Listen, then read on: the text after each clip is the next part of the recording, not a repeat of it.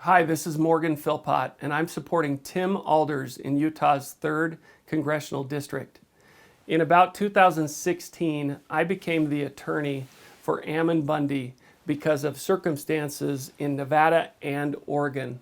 Now, what most people may not know is that one of the reasons that situation turned so dire was that our federal agencies, including the BLM and the Forest Service, have law enforcement wings.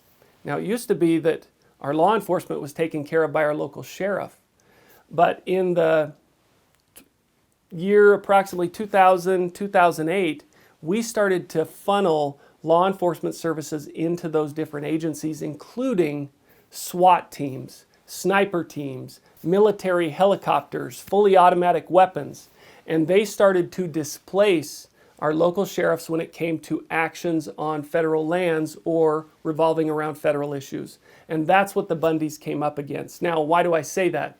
Well, in 2017, Congressman Curtis sponsored a bill where he strengthened the law enforcement provisions of the Interior Department, putting certain law enforcement officers over lands that have antiquities to protect them. Now, that may sound nice, right? We all want to protect antiquities and history.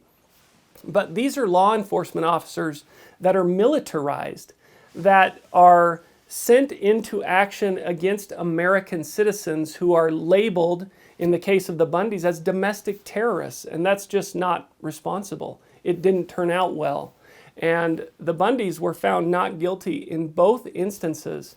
And that kind of thing just shouldn't be happening. We should be returning a lot of that power to our local sheriffs and letting them carry out those law enforcement actions.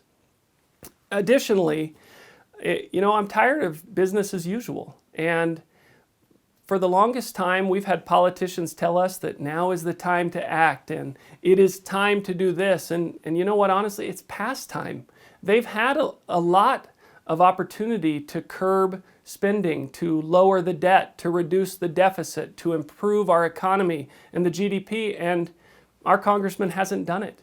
And neither has really anybody in Washington, D.C. right now, and Tim Aalders is a good voice to go back there and start saying no. A principled man who I think will stand up for Utahns and stand up for Utah's autonomy and will represent our voice well in Congress as I think really a hurdle for a lot of the out-of-control spending that has taken place for too long. That's why I support Tim Aalders for the United States Congress in Utah's 3rd District.